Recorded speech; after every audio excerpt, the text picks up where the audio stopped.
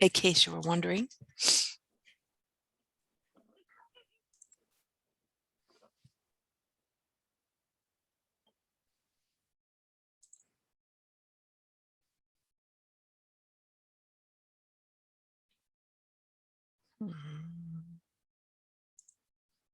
Can you guys see just the one screen with the red slide?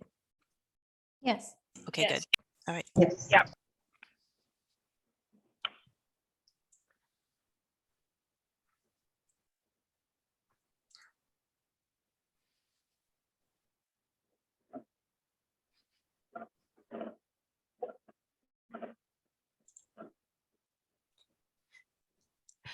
Good evening, everyone, and welcome. My name is Colleen Stovall, and I'm the Director of Programs and Events for AIA Miami and the Miami Center for Architecture and Design. We're really glad you're all here this evening. It's going to be a great program. Before we begin, please remember to keep yourselves muted and keep your video off, which will help with us for bandwidth. If you have any questions, I'm not sure how the questions work tonight, but we normally have you put the questions in the Zoom chat and we get to them towards the end of the program. Is that how this is going to work, ladies? That's correct. Okay, thank you. We have some upcoming events, especially one right now. That's a Detroit homecoming for the Noma organization coming up in the next couple of days. This is the October events coming up. We have a Cuban modernism book talk with Jean-François Lejeune on the 21st. And then, of course, on the 29th, we have the AIA Miami Design Awards Carnival celebration at Pinecrest Gardens. And tickets are now on sale. If you visit the AIA website at aiamiami.org, you can click the link to go to the tickets page. And Give Miami Day is coming up. The Miami Center for Architecture and Design is the nonprofit arm of the AIA Miami, and we're going to be raising funds on November 18th, and we hope you'll consider supporting all of our programming and the educational efforts that we have at AIA Miami. Thank you very much. Thank you, Colleen. And I'd like to welcome everybody to our 11th annual 8x8x2 event. And I believe, Vanessa, you were going to share your screen. Is that correct? Thank you. My name is Lourdes Solera, and I am co-chair of the Women in Architecture Committee of AIA Miami. And I just very pleased to welcome all of you here to, as I said, our 11th annual. This is the second time we do it virtually, but you know, it is the reality. And our committee was founded in 2009 to 2010 to really help highlight the role that women play in architecture and the related design and construction industries. And it's really about about how do we create a group of networking women. My goal has always been to help foster the younger generation of women architects, make sure that they get licensed and they have the opportunities, and really a place where we can share and advance our role.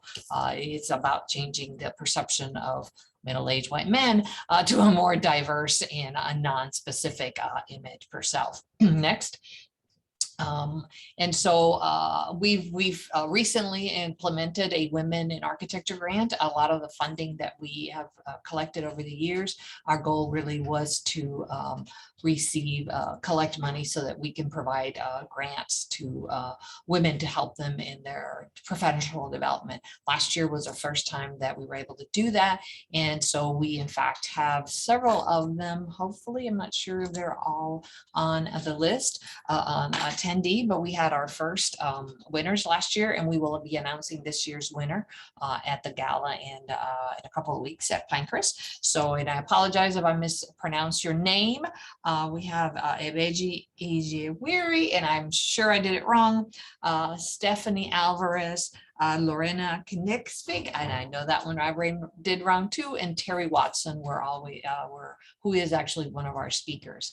And I'm not sure if any of the recipients is here.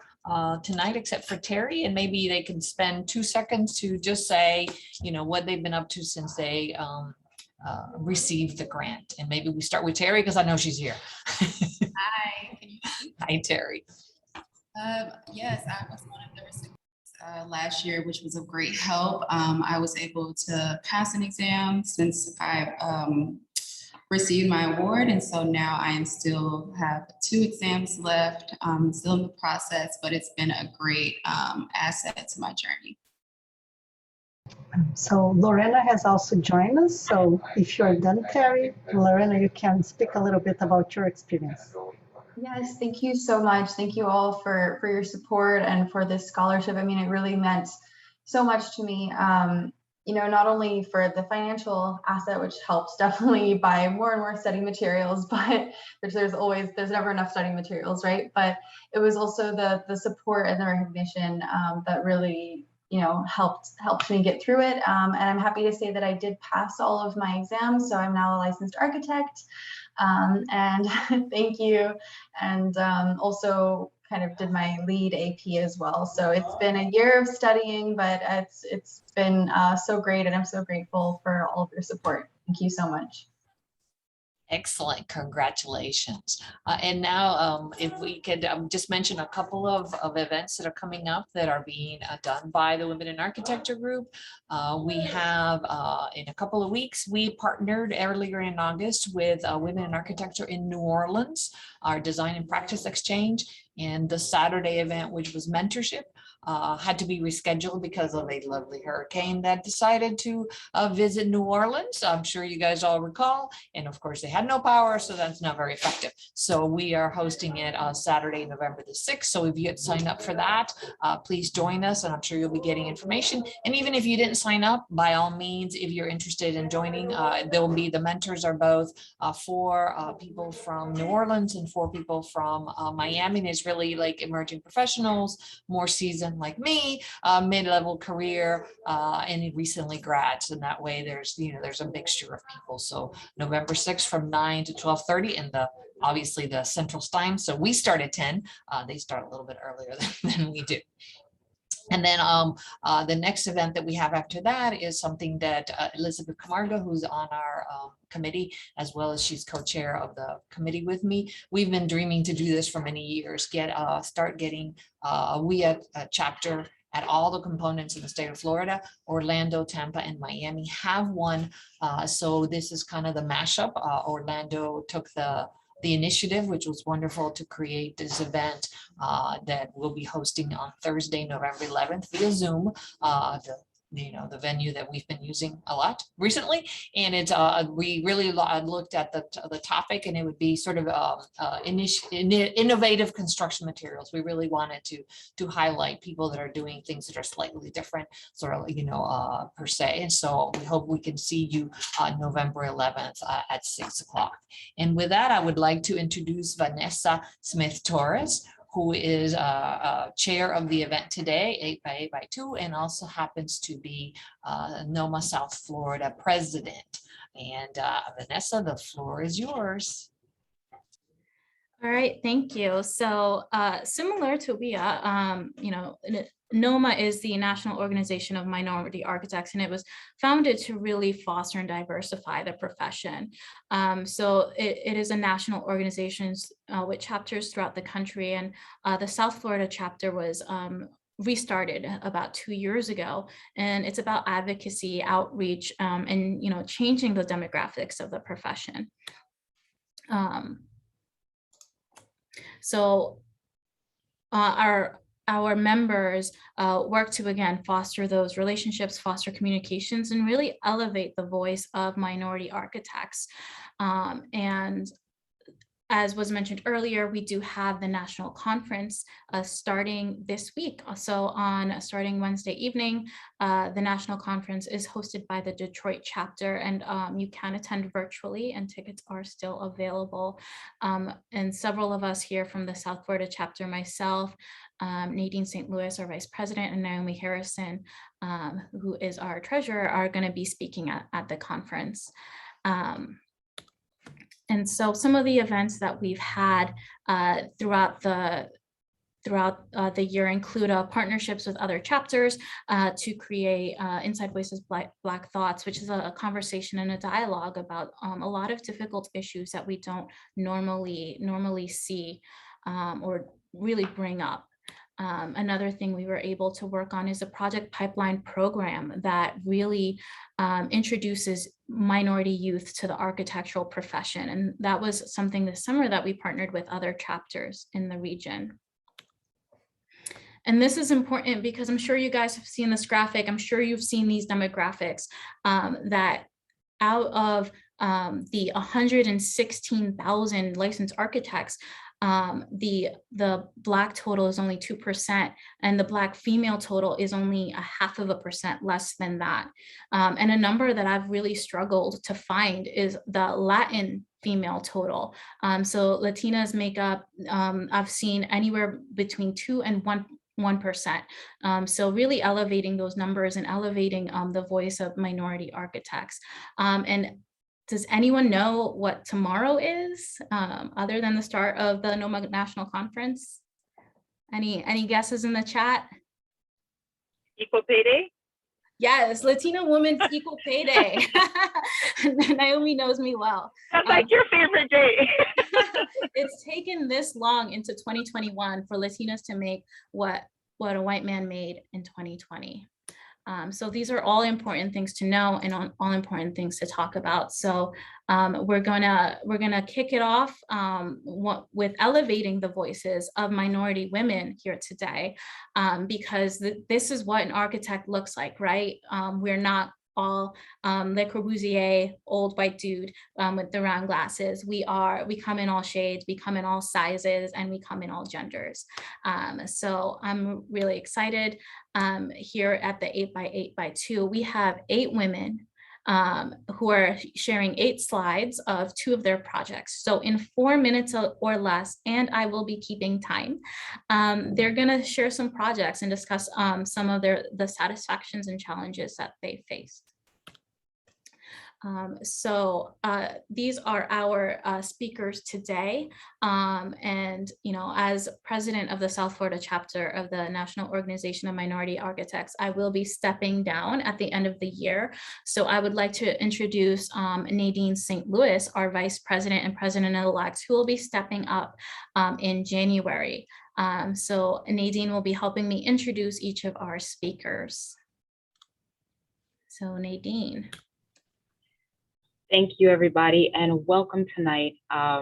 Vanessa, you are truly, truly, truly a mentor, and I have huge shoes to fill. I am very aware, very, very aware. Today, I have the pleasure of introducing some of the women that are coming on today. First and foremost, Miss Juliana Tuma. She is the founder and principal of Atelier Akari, which is a full-service architectural firm specializing in sustainable residential design. Juliana obtained her Bachelor of Architecture from the University of Miami and her Master of Geography in Planning, Zoning, Environment, Logistics, and Trade at the University of Paris in Sorbonne. Juliana, I want to go to Paris. I want to go to Paris and do all of that. In addition to SoFlo Noma, she is a member of Alpha Kappa Alpha, the South Florida Business Association, and the Key Biscayne Chamber of Commerce. Juliana, welcome to this evening's event. Thank you. Just want to make sure everyone can hear me well. I've put on the microphone. Absolutely, I can hear you. Good, okay. So my most monumental and significant project to date is the new Parliament of Jamaica in Kingston, Jamaica. I am Jamaican, and as such, I am very honored to have been selected to work on the team with Hines AD and Design Collaborative in Jamaica. The project started as a 2018 competition because the government has outgrown current location of Parliament in downtown Kingston.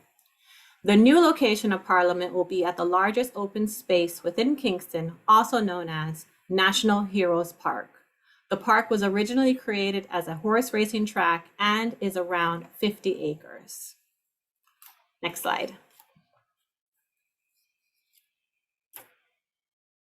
The winning design, titled Out of Many One People, consists of a circular building which affords lawmakers more space to carry out their legislative functions. The Parliament building is a complex structure with many demands. Half of the circle includes the debate chambers of the House and the Senate, which you see in the smaller circles to the left and the right. The main north and south access are open to the formal dignitary entry to the north on the top. And at the southern and the lower section is the visitor's entry at the lower level. The east and west accesses are open to 3-story height atrium spaces, which you can also see in this section. The House of Representatives debate chambers include the debate floor for the ministers and 2 visitors' mezzanines above. I led the interior design team for this space, which we interwove the design with the Jamaican motto, Land of Wood and Water. The most monumental challenge within the space is the 2-story chandelier titled Chambelier, which is a form of the national flower of Jamaica, the Lignum vitae flower. The formal entry to the north is open to the Blue Mountains in the distance. The lobby will welcome dignitaries from all over the world. The space consists of a 2-story limestone wall etching of the map of Jamaica. Jamaica, known for their beautiful limestone quarries, as such, the design team chose a honed, tooled, and sandblasted finish to define the land, the wood, and the water. Jamaica is renowned for music, food, and athleticism. But now, with the new parliament, the world will be introduced to our many architectural creators within Jamaica and the diaspora. Next slide. The second project is the Friday Media Office at 5601 Biscayne Boulevard. This is one of the first notable projects my own firm, Atelier Akari, worked on since opening our doors in 2013. The project started in 2014 and was completed in 2015. The original house was built in 1929 in Morningside. One of the notable owners were Mr. and Mrs. E.P. Phelps, who hosted many North Miami Garden Club events in the house in the 30s. And in the 60s, the house was transformed into an advertising agency and then into a medical practice.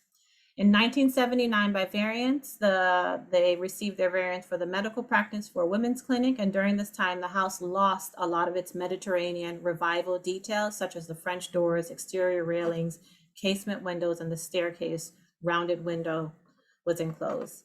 An addition was made to the rear with a concrete balcony, and the floor to front. My client's interest was to open it and expose it to the maximum amount, while exposing the structural detailing and the architectural detailing. There was a lot of damage that we found that we had to repair due to the change of occupancies throughout the years. And that was a big lesson learned with dealing with such older homes. The exterior CMU walls were reinforced, new double barrel tiles, and updated exterior lighting. The square casement windows were restored with original mutton divides. An accessible ramp and parking space were added on the Northeast 56th Street. The ground floor French doors and railings were restored with updated landscaping. Unfortunately, we could not locate the original floor plans from the 1929, and as a result, it was important that we documented as much information in the existing floor plans for the future architects to work from. From garden clubs to clinics and to present, we hope we have brought new life to this house for the next 92 years to come. Thank you.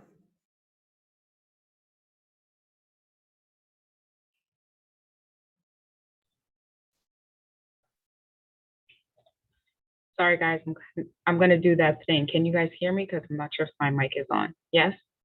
I do it every presentation. It's at this point, it's tradition. Next, I would like to introduce Ms. Jasmine Reed. Jasmine is a graduate of the University of Miami School of Architecture. She is a project architect at Anderson Architecture and is a member of Nomas AIA and a lead green associate. I have the pleasure of meeting Jasmine, and she is truly an up-and-coming star. Welcome, Jasmine. Thank you. That means a lot. Can everybody hear me? Great. Okay. So the first project I chose was the Makai Cultural Center that I designed in spring of 2019 in my comprehensive building design studio. This building sits on top of a hill in Makai, Brazil, and the intent of this project was to design a sustainable structure that served as a resource for the community and an eye-catching destination for tourists. Solar and wind studies were conducted on the building to optimize natural ventilation and to regulate heat gains and daylight exposure. Next slide. Is it going to move to the next one? There we go. Given the multiple programmatic functions of the building, I separated the building into two types of spaces based on their functions and energy needs. The eastern facing spaces, like the one in the image here, house all of the public programs, including a ballroom. Hello? Did someone say something? Okay. Including a ballroom, a pool deck, a restaurant, and a chapel. So here you can see the restaurant view that has operable full height partitions that allows for the winds coming from the east to enter the space and help ventilate the space without obstructing any of the views. The western side of the building houses all of the private spaces, including the office, kitchen, and restroom. It also has 12-inch thick ram earth walls that serve as a heat sink to absorb direct heat. Each level of the building sits slightly higher than the one before, allowing them to overlap in this sort of leaf shape that was inspired by the elaborate earrings worn by native Brazilian women prior to European colonization in the area. Next slide. So for me, this project helped to solidify the importance of social and cultural context in our design. This is a render of the top building that sits on top of the chapel. It sits on top, it's the chapel. Sometimes I think it's easy to get lost in all that we build and to lose sight of exactly who is being impacted by our designs. And I think this project helped me remember that we have to keep in mind who we're impacting with the design and to stay mindful of the cultural context of the area. Next. So this project was the Bonnie Watson Funeral Complex in Seattle studio that we did under the study of Susan Jones, her firm, and in conjunction with the Sacred Space Studio at Catholic University before I transferred to UM. The intent of the studio was to highlight the intention and feeling behind all of our designs. We were tasked with reinterpreting the way in which the funeral industry and the Western world processes grief. This project in particular was very difficult for me as I was designing a funeral home at the same time that my grandfather was losing his battle to cancer. So a lot of emotion went into this design. Next slide. This did, however, help me come up with my concept, and it allowed me to think of how he would want to be celebrated after he passed. So my concept focused on the idea of flight. You can see all the birds. There's an eagle up there. So coupled the way that the eagle wings spread out with the birds of paradise flower and how that fans out, the building form itself takes on this fanned sort of shape. So as you approach the building, you slowly ascend each floor of the building. And the building also slowly rises off the ground until it reaches a sort of pilotis on the last floor. This is meant to mimic the ascension that your loved one takes as they rise onto the next part of their life. This building is also divided into public and private spaces, separated by a central curving staircase that you can see in the second section. The ground floor is very heavy in materials with minimal windows, with most of the natural light coming in through clear stories, which creates an intimate space for reflection and contemplation. And as you rise to the last floor, you end up reaching the space where it's completely glass. It's a 2-height story space. And it's meant to aid in the feeling of lightness and airiness. So you feel as if you're rising up as your loved one rises to the next lifetime.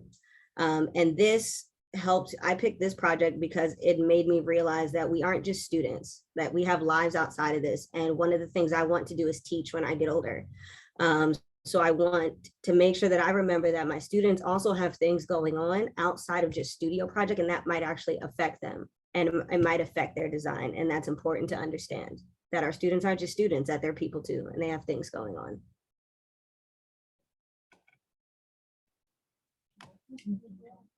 Jasmine, beautiful project and very well done.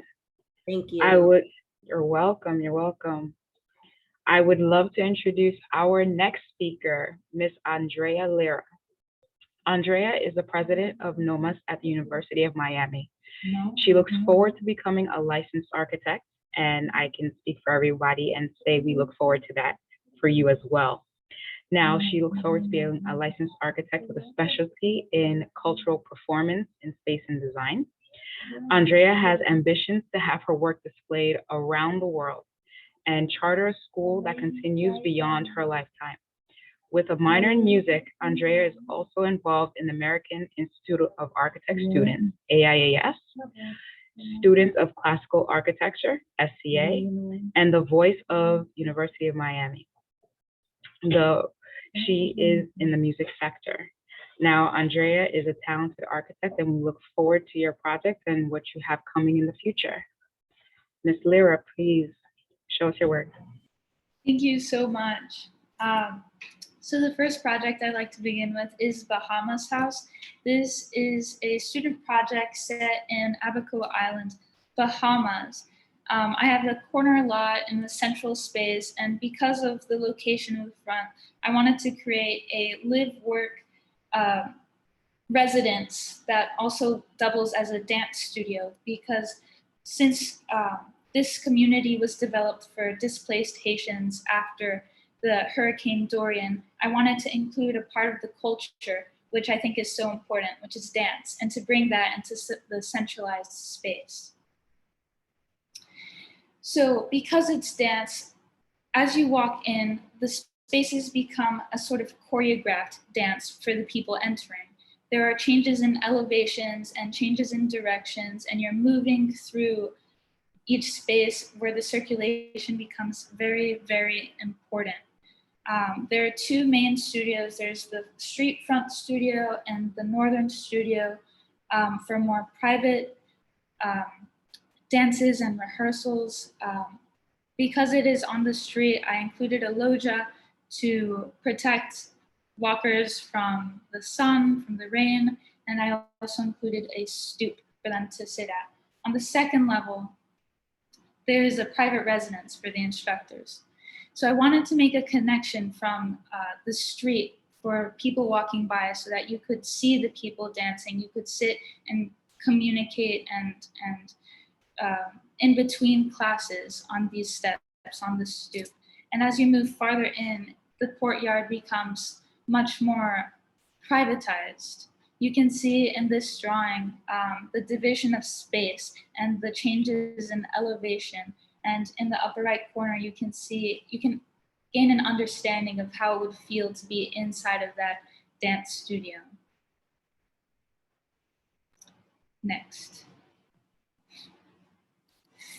Jadabi 64 is a proposed music library for South Miami. It was actually inspired by a West African song called Jadabi that has a lot of Latin American influences, especially Cuban, which I thought was appropriate for the site because the neighborhood is mostly African Americans and Cubans. And so I wanted to integrate that a little. The shape of the building is that of a whole note. And the intention was to create a cultural gathering space. At the very center is a subtracted auditorium, ideal for any performance from a choir rehearsal to a small concert. Shown is the ground floor plan, which includes a restaurant space, educational facilities such as an instrument library and classrooms for music lessons. The building, like I mentioned, is shaped like a whole note, and it flows according to the music, with exterior passageways reflecting the rests in the sheet music. The facade itself is a direct reflection of Jadabi, as I translated some of these lyrics into Braille, and those dictated the placement of the windows. So as you rotate around the building itself, you could, in theory, read the music and listen to it visually. And oh, what happened? Okay. Yeah, I think there were some glitches in the PDF.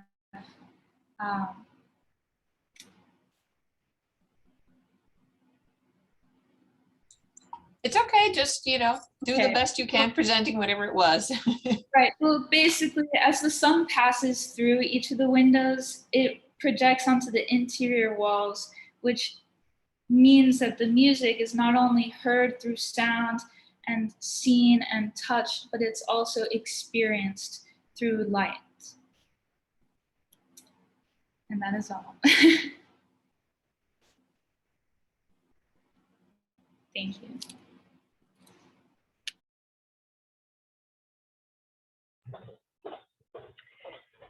Andrea, those were beautiful projects, and I know your work. So glitch aside, gorgeous projects.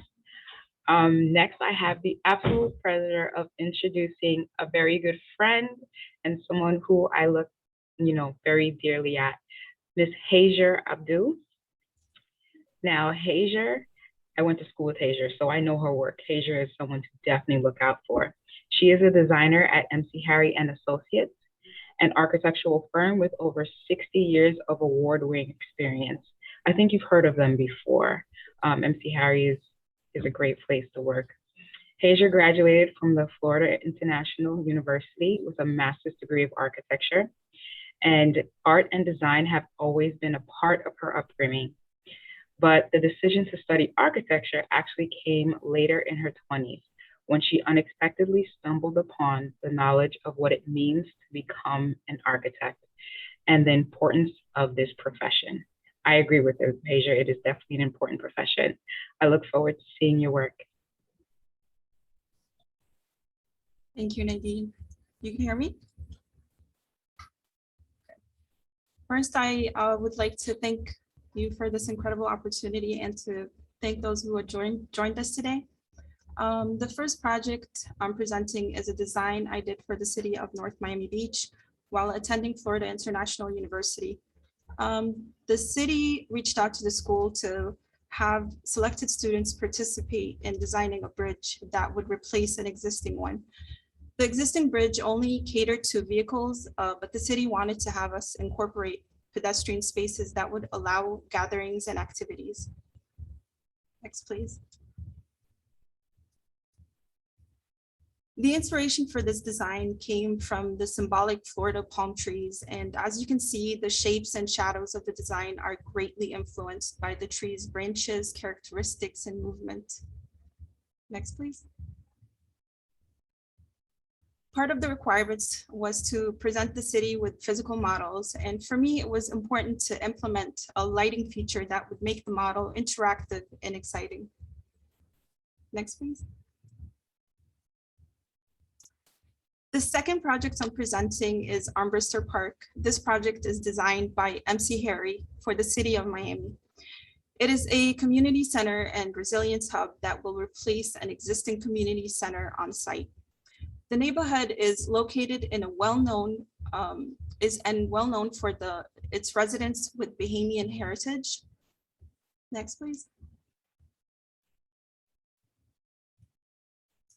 The neighborhood is also known for its distinct Caribbean architecture, which is part of the Bahamian culture. This is the vision that the city of Miami has for Grand Avenue, from commercial to multi-purpose to residential buildings.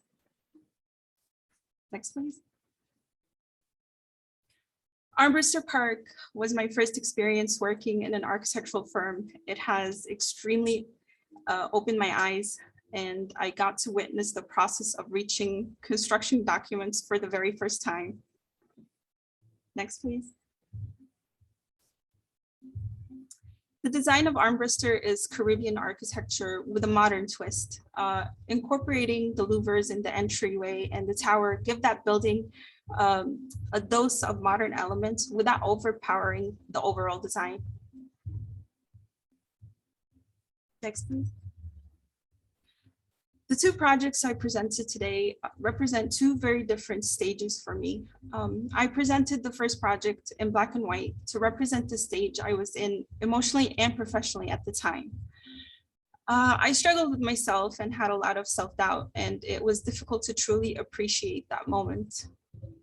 But the second project I presented is colorful, vibrant, and exciting. Just like the stage I am in my career right now, learning new things each day. In the real world of an architectural firm, and understanding the magnitude of work and coordination it takes to develop a successful project. But both projects have one purpose, and it's to serve the people, the community. That is what architecture is all about. And through the struggles, it is very important to never lose sight of that. Thank you. Asia, very, very, very well done. Thank you. I have the pleasure of now introducing Ms. Donata Williams. Donata is a structural engineer and managing principal at TRC Worldwide Engineering. Donata is an active member of the Florida Structural Engineers Association, having served as president and now treasurer. She has a bachelor's from the University of Florida, University of Flores, a master's from North Carolina A&T, and an MBA from UF, Warrington College for Business. I apologize, Donata, I've been saying University of Florida way too many times, so that just rolled off the tongue. But Donata, welcome, and I look forward to seeing your projects. Thank you. So there are actually two projects shown here for Fort Lauderdale Hollywood International Airport. One is the 14-gate terminal replacement that was done as a joint venture between Ziskovich and PGAL.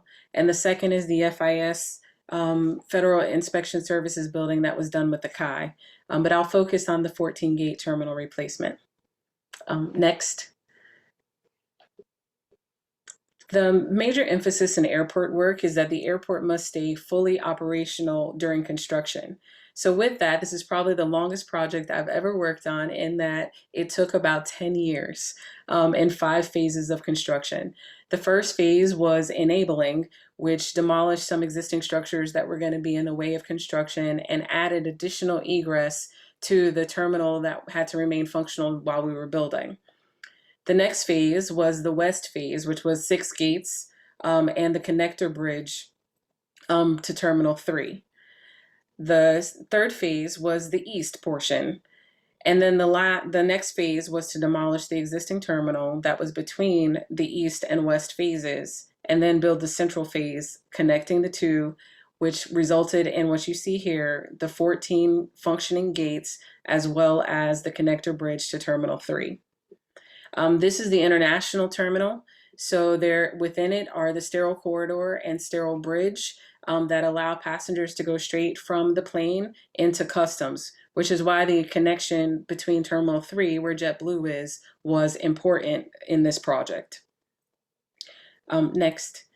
The structure of this building is concrete framed with concrete floors and a steel roof. The exterior cladding is precast panels that are 12 feet tall, 48 feet long, spanning column to column. So the punctured openings in the panels, as well as the storefront below, provide a lot of natural light into the space, which gave it a much better feel than the previous terminal that was torn down. Next. So my second project is Overtown Youth Center. Overtown Youth Center was founded in 2003 as a safe haven for the students, the children of Overtown. And since then has been serving and providing programs for those youth. So this project isn't just about the building, but about the people and the community that it serves. The architect for this project is Design to Form, and the designer was Kobe Karp. The building includes community center, health clinic, learning spaces, business office, and a roof terrace for exterior events, for outside events. There are various other outdoor spaces that required close coordination with the architecture and structure. We spent a lot of time working on the details for these spaces to make sure that we were dealing with water. The other thing is that this is built around the existing gymnasium. So we had to find an interesting way to deal with the columns that are only an expansion joint away from the existing building, and how to address those columns actually being over the existing foundation. So we have cantilevered beams that span between new spread footings, but in order to make those beams work, we actually have steel beams encased within those concrete beams. Next. So while I'm no longer on this project due to a job change, but the project is in construction. And I put the picture at the bottom right to say, you know, as a structural engineer, it was wonderful to be able to work with women who looked like me. From Tracy Morning, who's one of the founders, Tina Brown, who is the OYC CEO, and Shanara Anderson, who is the architect that's working for Design to Form. So it's a great project. That's it. Thank you.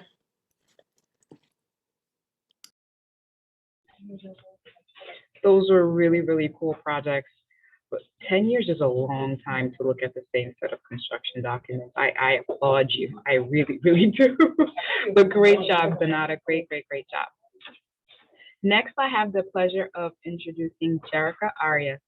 Jerica is the president of Nomas at Florida Atlantic University, where she is also an active member of AIAS and the Caribbean Student Association. Jerica is in her final year as a double major in architecture and urban design. Go ahead, girl. This past summer, she participated in SciArc's 4-week Making and Meaning program, which exposes participants to a wide range of tools, techniques, and integrate digital representation, architectural design, and fabrication methods. Jerica, I'm so looking forward to this. Thank you, and hi everyone. I want to start off with my project Unbounded, and I just want to say that there is no limit to creating a place focused for the people to gather and interact.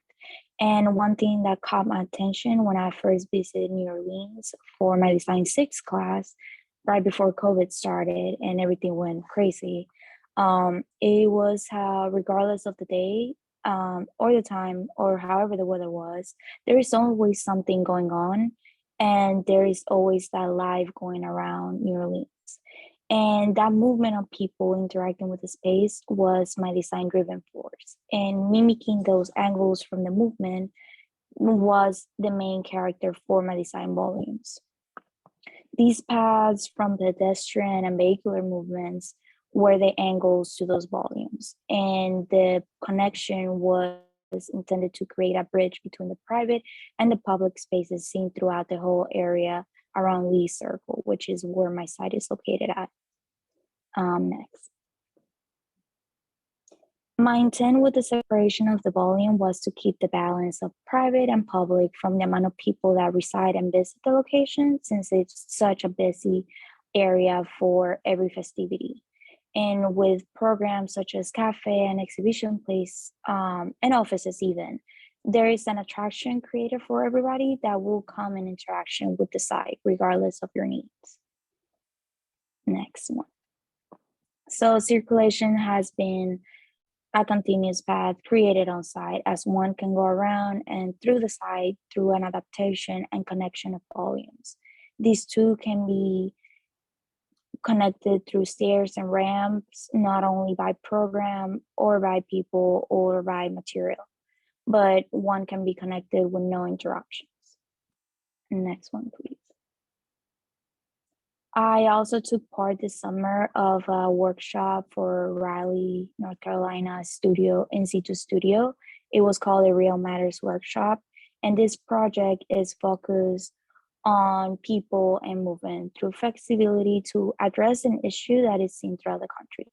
I Love UN focuses on homelessness, but is specifically addressing the LGBTQ plus youth community, because as one size cannot fit all, and focusing on certain people will benefit their needs. And mind you, this project was done through only 14 days of never visiting Raleigh. So it was hectic. And even with all the research done in those 14 days, I realized that there's not a place in this community for them to be comfortable, for them to be themselves. And that privacy provided with a threshold of services what's needed, but not there yet. And that sense of community was the driven force for this program to come together. And this can be seen more in a transitional housing, which was what I focused on in the project. And it was to create a safe place for these kids to adapt to their needs through the different amenities and services that one can create with architecture. through a discrete entry, one will have that separation between the privacy and the public of the community and create a space of their own. Next. The displacement of this community is the biggest challenge and the most shocking of all the factors to me. So through the reframing of space, concentrating through mobility and functionality, one can create an anchor to settle and grow this community for their benefit. Thank you.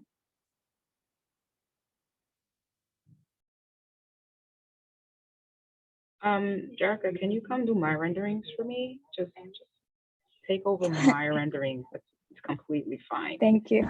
That was absolutely beautiful. Good job, Jerica.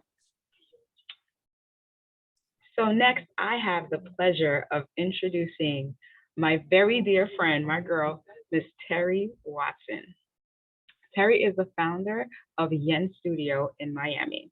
She received her Bachelor of Architectural Studios from FAMU and her Master of Architecture from the Florida International University. Terry recently joined Stewart Architecture as a project manager, and Terry is also the founder of Neighborhood Architects, which locates minority architects and design professionals in local communities. Now, in addition to all of that, because Terry makes 36 hours in a 24-hour day seem possible, I don't understand how, and she'll teach me one day. She'll make the magic come to me one day. She also does Black females in architecture and GAS, Architecture Sisterhood in Johannesburg. Miss Terry, once you let me know how you make 36 hours into a 24-hour day, I will be greatly appreciative of that. Other than that, I am looking forward to seeing your work. Thank you, Nadine. Hello, I have the pleasure of presenting a couple of projects that I worked on with Royal Bickavis. The first project is 45 Northeast 41st Street. We had the opportunity to actually do a new construction building in the design district, where this is a 3-story, 8,350 square foot retail building. And of course, it is in the heart of the design district, and it is next to the De La Cruz Museum, as well as the ICA. So as R&B's first new construction building, this was a competitive mark for the company to also be able to be in competition with all of the other projects in the design district. So as you can see at the bottom right-hand corner, like there was absolutely nothing there. The design district wasn't even there actually when we got this project. So we were one of the first to be awarded a site. However, of course, due to the constraints in Miami 21 and also all of the other unforeseen conditions, we didn't get our permit until 2016. And we were able to come up with a concept that created a light and shadow based off of the constraints. So we used a cast in place horizontal slabs, as well as 96 Black vertical fins, just to help with the massing of the building and also create something elegant. It is a core and shell construction. However, Material Bank has just signed, so they are currently doing their tenant build out, which we are excited to see. So these are the final product show of those final photos of those buildings. Can move on to the next slide. So secondly, we have another project. We are actually granted right on the other side of the ICA, which we were able to sandwich, which is another good opportunity for us. However, I wanted to present this project because it was a very different experience. This building is actually the last new construction building in the design district. Because of that, we did come and run into some difficulties with the Buena Vista Neighborhood Association. And this is something that also, we as designers don't think about. Again, as you can see at the bottom right, bottom left photo, you don't see the design district. So when we started this project, it was again in the very early stages of the design district. And we had to go through numerous hearings just to get the neighborhood association to let us build this building because it was the last one bordering their neighborhood. It was an African-American family that lived in this house for over 3 decades. So it was a very sensitive project to them. So this project just gives another insight on how, we look at these beautiful masses, these beautiful forms, but they dealt with construction of the entire design district, and they, kind of reached their ends to noise and all of the other distractions that they had. Ultimately, we were able to come up with a simple pitched roof building that was sensitive towards the commercial and residential side. As much as possible. We have a gable curtain wall facade that's set in place with concrete frame, and that matches the commercial buildings in the design district. So this is just an expression of how we are trying to come up with unique conditions and to blend with a residential as well as a commercial new development project. So I think because this project is currently in construction, I had a few videos. I don't know if they're gonna play, but just showing where we are in the phase of the construction right now. So we are now approaching substantial completion. So we will be closing up very soon, and Blue Dot will be moving in as the new tenant for this building.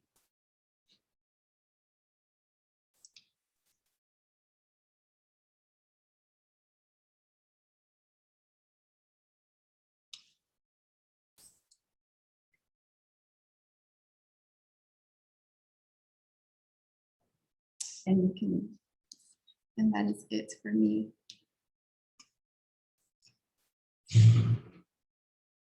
Gonna let the video run. Yeah, no, it's almost done. It's just quick. Awesome, thank you. See, I told you, Terry makes 36 hours in a 24-hour day. I still don't know how she does it, but she'll give me the secret one day. I promise you she will. Last but absolutely not least, I have Sarah Maldoranche to introduce. She is a dear friend and is also a member of the SoFlo Noma board. She is the SoFlo Noma Development Chair. She is also a junior project manager at Strang Design. Sarah obtained her bachelor's in fine arts and interior design from the Art Institute and her master's degree in architecture at FIU. Sarah is one of 2 AIA Miami Associate Directors on her second term. Sarah is founder and chair of the AIA Miami Hard Hat Committee, HHC. Now that is a great committee. You can see some great work that's upcoming in construction. And she is also active in various other committees such as AIA, WIA committee, and the AIA CKLDP committee, and amongst others. Sarah's another one. You just make 36 hours out of 24-hour day. Like, I need that little secret. Like, I need you to let me know how you do that. But other than that, Sarah is not only a dear friend, an amazing architect, and I am looking forward to seeing your work. Thank you, Nadine. So this is my first project. It's a new construction in Miami Beach. It's a 2-story residential home on the Venetian Island. And one of the challenges here, or what you can see beyond the car, which is the catch of this 3D rendering, is there's an understory beyond the car, like in the shadows. You go into the garage, you have the understory for parking, storage, and a transition space for the second floors. And that was a challenge because the city of Miami Beach is still developing the codes. And it was very important for the city, for the home not to look like a 3-story home. So it's a 2-story residential home. And as you can see in the diagram on the top left, it consists of a series of bars, north bar and south bar on the first floor, and then east and west bars connected by a core and also sitting above or along an open breezeway. Next slide, please. And one of the important items for the client was the concept of space and making sure that the ceiling heights were really high. And as you can see in this section, there's really big cantilevers and keeping in mind structural beams, the depressed slabs for the roof, green roofs. It's been a challenge, but an exciting challenge to coordinate all of that while keeping in mind the client's really high ceilings. And fitting all the mechanical, electrical, plumbing, and structural as well. Next slide, please.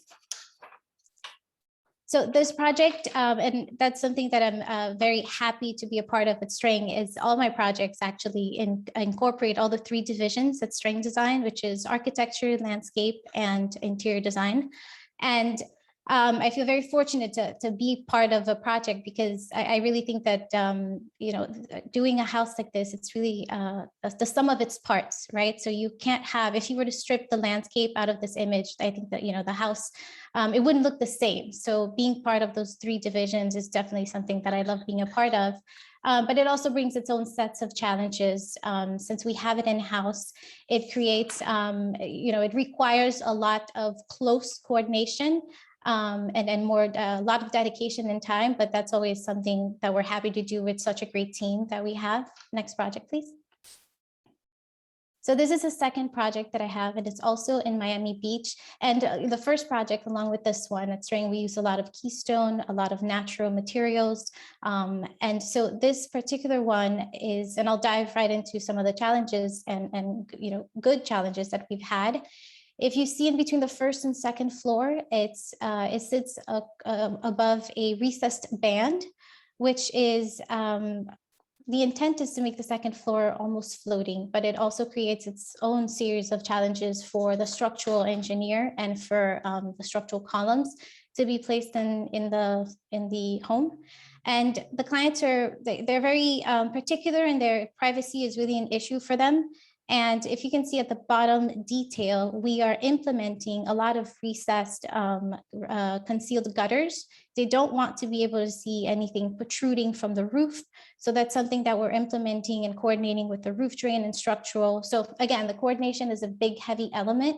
It's a 4-bedroom, 5.5 bathroom. And this particular project, one of my favorite aspects is that 99% of the team at String are all women, and this was a requirement from the clients as well. So it's very refreshing that not only we have architecture, landscape, interior design, but even our MEP PM engineer is also a woman. So that's really refreshing to be part of an all-woman group. And it's actually one of the projects that I have that is moving smoothly. Next page, please. So again, what you can see here and along with the first project is that high level of coordination with the landscape, interior design, and it is the sum of all its parts really that I think is one of the biggest satisfaction, and along with the challenge that I have going on for the projects. And yeah, I think it's not just homes, it's residences that, you know, take into consideration the environment with natural breezes and lighting. And so those are my 2 projects. Thank you.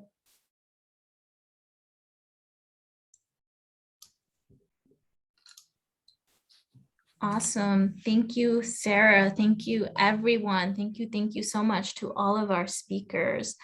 I'm just opening up the chat to see if we have any questions, but I'm just seeing words of acclaim and just admiration. Well, I have to say that I like Vanessa. This is wonderful work all of you are doing, and because everybody's so in awe, we're busy with the compliment on the chat, and maybe we just all turn our screens on and give ourselves a few minutes to see each other's faces and maybe pose the questions if you want to pose your questions in the more traditional way of raise my hand kind of thing, which we've always done when we met in person. So I'd like to start, and I'd like to say that it warms my heart to see how many of young women are at this presentation, and the diversity, which is really what where Nati Gochi hit herself. Nati and I founded this committee more than 10 years ago. This was our goal, really give you guys an avenue to highlight and show your work. Most of us studied architecture, and we're not really taught very much about architectural history, women designers. So this is a way to really start to change that. So I'd like to pose the question to any of the presenters. If you could do something different between when you started and today, is there anything you would do different, just out of curiosity? all early in your careers, but we can all, we all like to think, oh, I should have done something. Anybody? I'll jump in. I don't think so. I think I would have stayed the course only because I think it brought me to where I am today and now. And it's funny, it's a conversation that I had with my dad. I love residential architecture, but my previous jobs, I did cruise ship terminals I worked at BBA and other places that did not fully focus on residential architecture. But when I started at Strang, I remember my first day, I told my dad, wow, I don't know why I didn't do residential architecture before. I love this. Like, I feel like this is a job that it's not even a job. I'm so happy to wake up and do this every single day.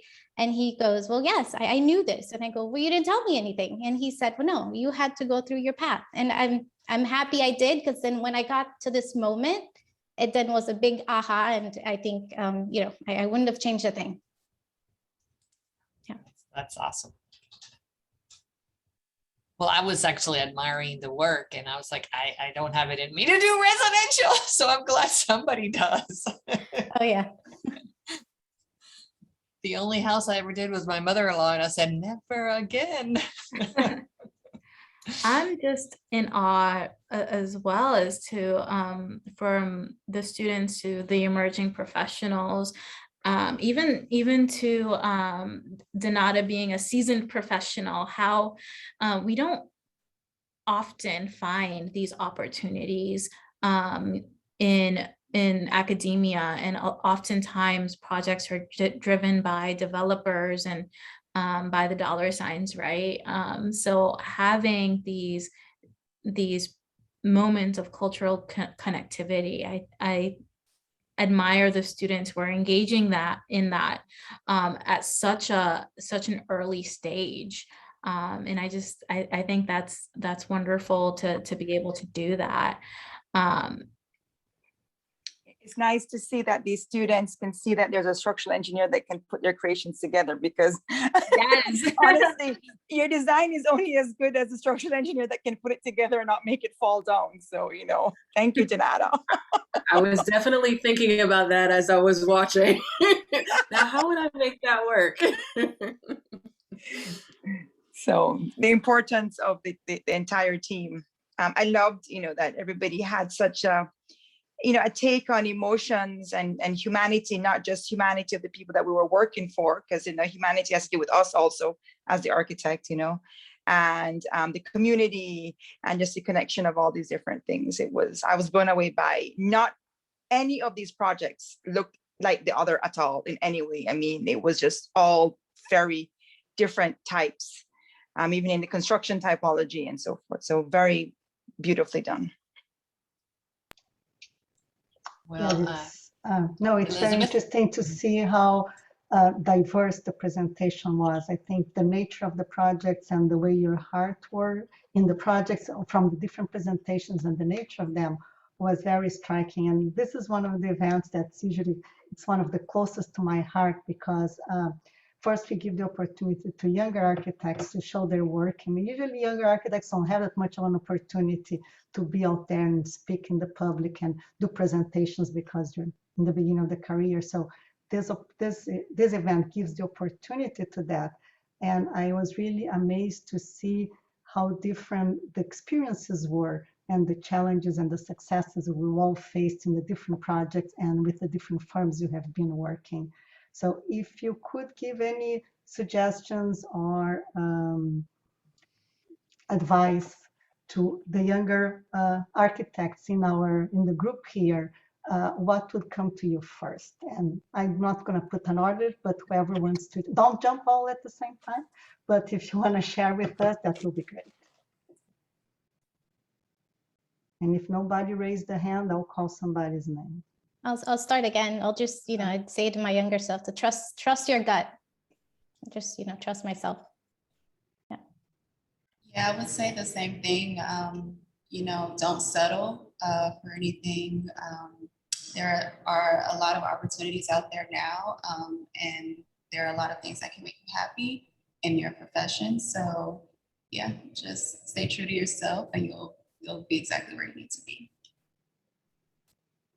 I'd also like to say that believe in yourself, and some days are harder than others. And I remember sometimes saying, am I really gonna reach the end? And when I did, it was an incredible moment. So some nights are really hard, and I'm sure everyone could relate. And I would just chime in to say that it's okay that you change throughout your career, because the things that you may think that you want early, as you get into things and have different experiences with different people, you may realize that those things change, and that's okay.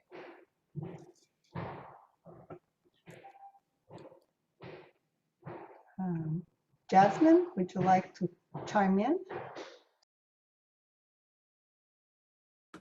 I'm still pretty new because I just graduated. But what I can say so far is that, one, I'm really thankful for the mentors that I have. Having Nadine and Naomi as mentors has been absolutely amazing. And Vanessa, because Vanessa kind of pushes me to do things. It's like she'll ask me about something and be like, I'm just signing you up for this.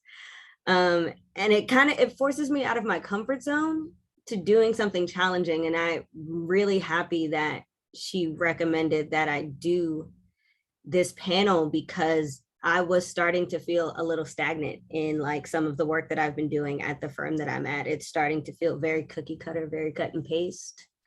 And I don't like, this is my first full-time job at a school, but I don't think like commercial work is for me, which is okay. Like, it's okay to learn like where you want to go and what isn't for you and what is.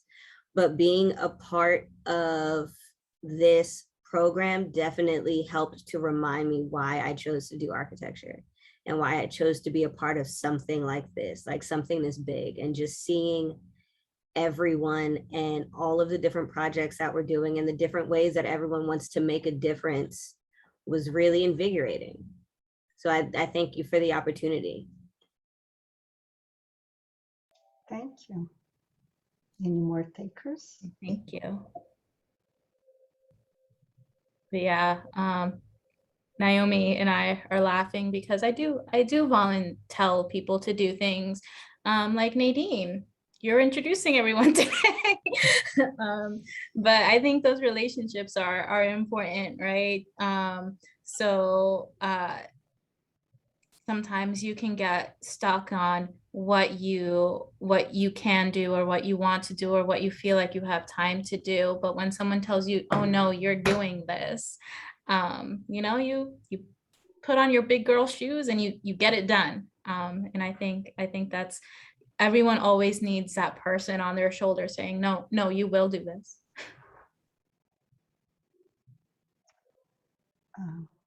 All right, if we don't have any questions from anybody in the group, should we come to an end to our event?